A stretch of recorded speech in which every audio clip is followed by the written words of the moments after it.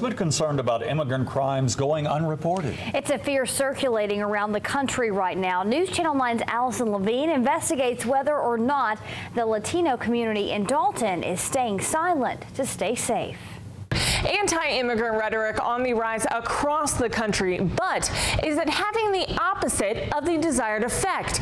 In Dalton, law enforcement fears that the threat of deportation is actually keeping dangerous criminals out on the streets. Campaign promises chanted from city to city across the nation, the echoes reaching all the way to Dalton, Georgia.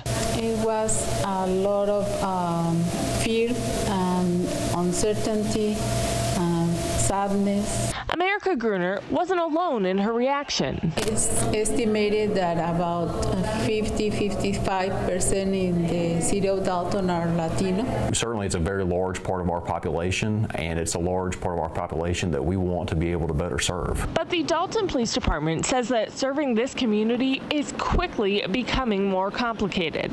In Dalton, like across the country, the Latino community, specifically victims, are retreating into the shadows. The more that crime is reported to us as law enforcement, the better that we can do our job. Since January, the number of Latino victims of violent crime dropped by nearly 15% since last year. The biggest effect and the biggest concern is if somebody doesn't come forward, then the offender obviously has the chance to do it again. It's not just victims of violent crime that aren't stepping forward.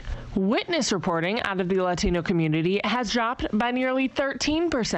So why the sudden silence? There's all sorts of barriers that people have when they're victims to actually speaking up and making a report. According to Latino community advocate America Gruner, fear is at the top of that list. People are afraid to approach the law enforcement officers because they never know what's going to happen, and also in other places it has happened that if they report something, they are detained. That's a misconception that's out there. The Dalton Police Department says it does not check immigration status during routine stops. That's not something that is typically checked, and certainly not something that's usually checked at all. But undocumented immigrants are still left weighing the risk of living with a criminal free to walk the streets. We worry about there being somebody that's committed a crime that has a chance to do it again. Against being forced to leave their home. The fear of being deported is greater because if that happens, you don't have any options, and for many people it's going back to violence and poverty. America has spent years trying to calm that fear with open dialogue. At the beginning, no, it was almost impossible.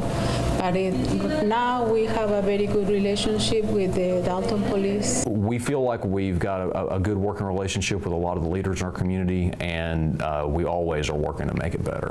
The Obama administration put in place protections for immigrants who had been in the country for over a decade. President Trump took away that protection so everyone could be subject to deportation. That protection is not there anymore.